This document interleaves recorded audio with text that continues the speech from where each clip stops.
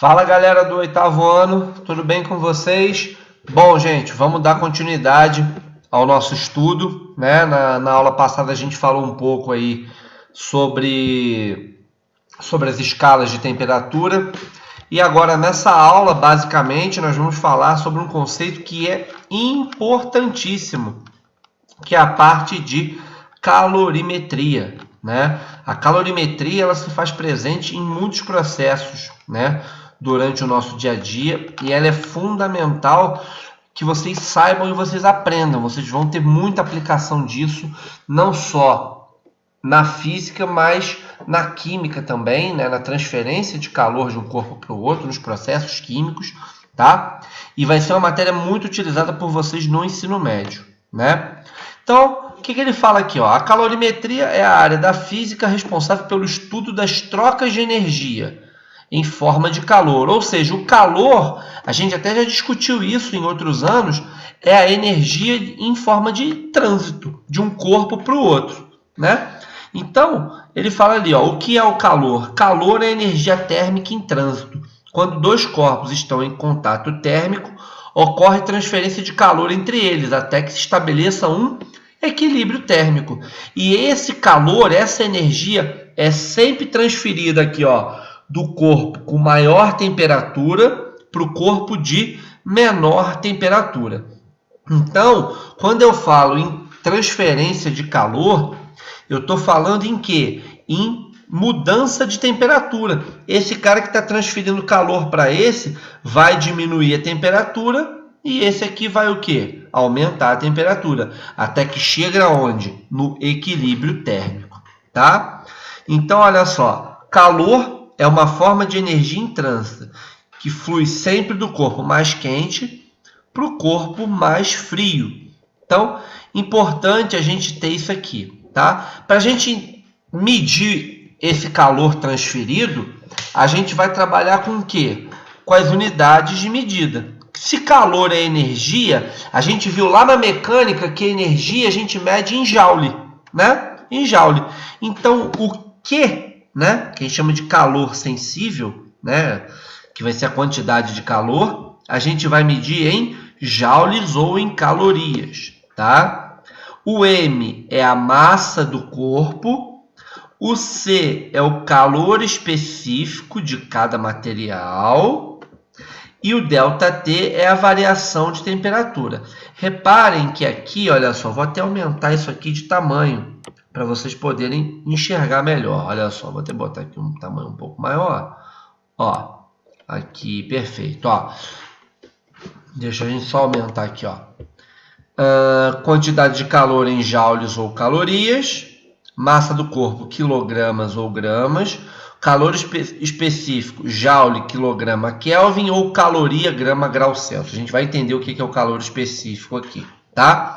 E o ΔT é a variação de temperatura, ou em Kelvin ou em Celsius. Ah, pode ter em Fahrenheit?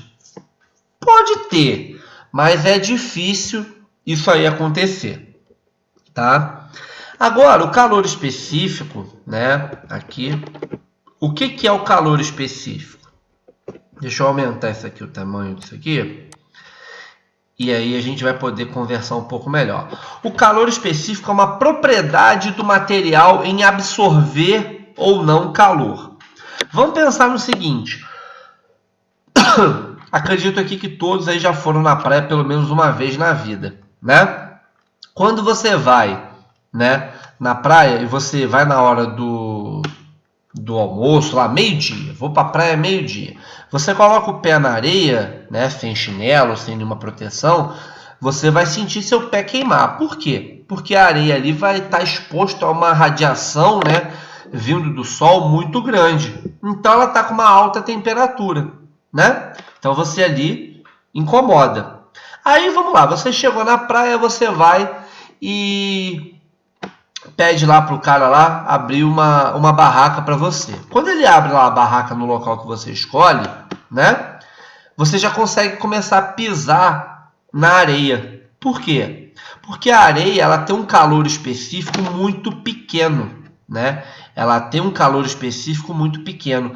Então, ela perde calor muito fácil. Tanto é que se você for na praia, sei lá, 4, 5 horas da tarde, você consegue pisar na areia e nada disso te incomoda, né? Nada disso incomoda. Você pode ir à noite na praia, não tem problema nenhum, tá?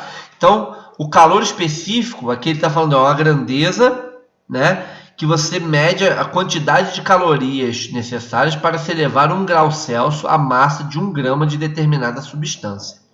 O calor específico da água é 1 caloria por grama grau Celsius, tá? Então é importante a gente ter isso aí muito bem visto para que não haja esse tipo de problema, tá? Então, por exemplo, o calor específico, por exemplo, da batata, de legumes, eles perdem calor com muito mais dificuldade, né? Você esquenta e depois de só um certo tempo que eles vão perder calor, tá bom? Depois eu vou contar uma historinha para vocês que a gente vai entender esse calor específico como uma grandeza muito importante para a gente, tá bom?